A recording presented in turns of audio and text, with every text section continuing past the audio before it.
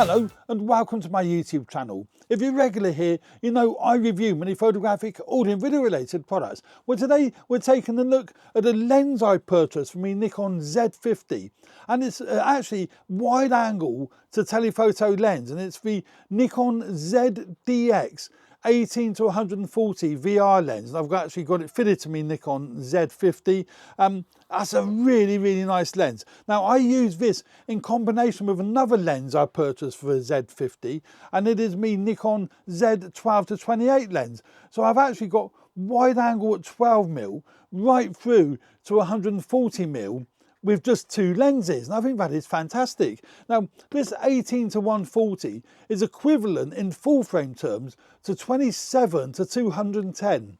That's a really nice focal range to keep on your camera body all the time, so you can use it as a standard lens and never have to take it off your camera body for the vast majority of photography and video needs that you're going to have. And it's a really good all-round lens. Now it does trombone when you zoom, and that's fine because vast majority of lenses do trombone when you zoom, certainly at the cheaper end. Now this lens retails for around about £600 in the UK, so it's not a cheap lens, but it's not an incredibly expensive lens either. Now it is predominantly made out of plastic, and that is fine by me because that keeps the weight down. It weighs around 315 grams, so it's a nice lightweight lens.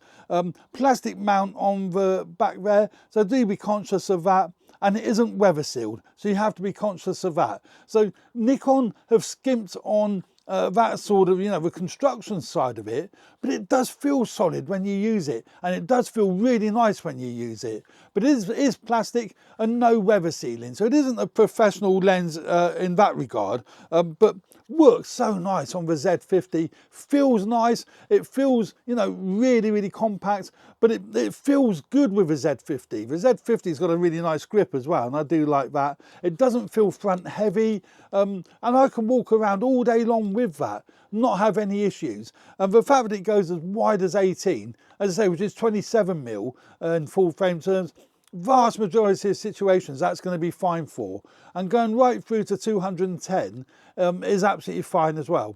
Now it's not a low light beast because its widest aperture is f3.5 at its widest, but the fact that it's got VR built into the lens, it's got image stabilization in the lens, you can reduce the shutter speed if you need to be able to take into account the fact that it hasn't got a really wide aperture. But we all know if it had like an f2.8 aperture, this lens would be much bigger, it'd be much heavier and much more expensive. So there has to be compromises when you're making a more compact, lighter weight lens, and I think those compromises work fantastically. You don't have an issue with that whatsoever. I'd much prefer to have a lighter lens and increase the ISO or reduce the shutter speed if I need to. The fact that the lens has got built-in image stabilization, that is great because these camera bodies don't have image stabilization in them. The fact that it's in the lens is fabulous, and I really do like that. Now I'm going to go through some of the images on my computer here so you can actually see them here, but I would strongly suggest you take a look at them on Flickr. That would be much better than seeing them on the YouTube channel, and I would highly recommend that you do that. So here we go. Yeah, that's the Nikon Z DX 18 to 140 on the camera body. I say f3.5 at its widest aperture to f6.3 when you get to the telephoto end, so it certainly isn't a low light demon at the 210mm end or the 140mm end, but again very practical and very usable. Now it does have a control ring around the lens. Now that can be used as either set up for manual focus, or it can be set up for exposure compensation, aperture control. I've actually got it set up for aperture control. You set it up in the camera body as opposed to setting up in the lens, obviously. So whatever lens you fit to the camera body that has a control ring, such as my 12 to 28, it will do exactly the same. And I like that because you don't have to keep remembering what lens is set up for doing what. So my 12 to 28 has a control ring on it, and again it'll adjust the aperture on that lens. So very useful. It doesn't come with a lens hood when you buy it. You could have to buy the lens hood separately. I've got a JJC lens hood I purchased. I think it was 10 quid I paid for that on Amazon. There will be affiliate links in the description of this video if you want to buy this lens or the lenses or whatever. But let's have a quick look at image quality from this lens. Now, the camera bodies are 20 megapixel bodies, so these lenses work great with the 20 megapixel sensors that are in these bodies. Looking at this image here, if we look at these two images here, taken from the same angle, the same place, that's 18mm. And then that's 140mm. You can see the vast difference.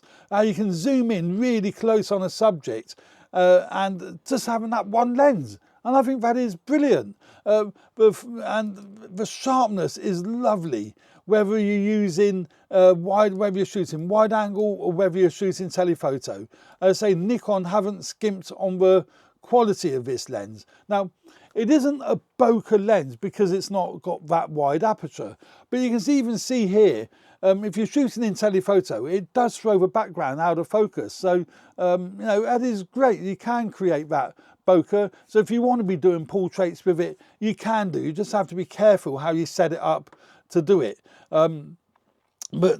Yeah, really, really nice lens. I can highly recommend this lens. The animal eye detect and face detect works great with this lens. I've had no issues with that whatsoever. And the focus is really fast and snappy, whether you're at the wide angle end or whether you're at the telephoto end.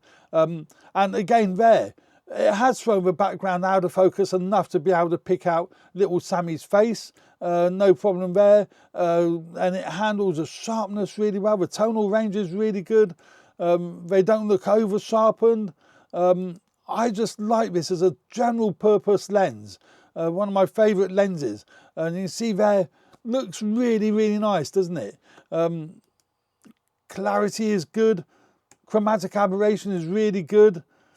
Yeah, really, really nice lens. So I would strongly recommend that you take a look at these images on Flickr rather than seeing them here. So there we go. The image quality from this lens is great, and it's a great all-round lens to keep on your camera body, and I think it represents fantastic value for money if you are looking for a lens, one lens that does all. Because I know when I go out, I get really fed up having to keep changing lenses. Having one lens on your camera body all the time makes so much more sense, and it's just nice and lightweight as well, and you know, very easy to work with. So there we go, great lens. Don't forget to take a look at the images on my Flickr page. I would really, really, you know, suggest that you do that. And don't forget to like and subscribe if you like this video and you like my channel. That would be really, really helpful. That's how we grow the channel. So thanks very much. Cheers for now. Bye.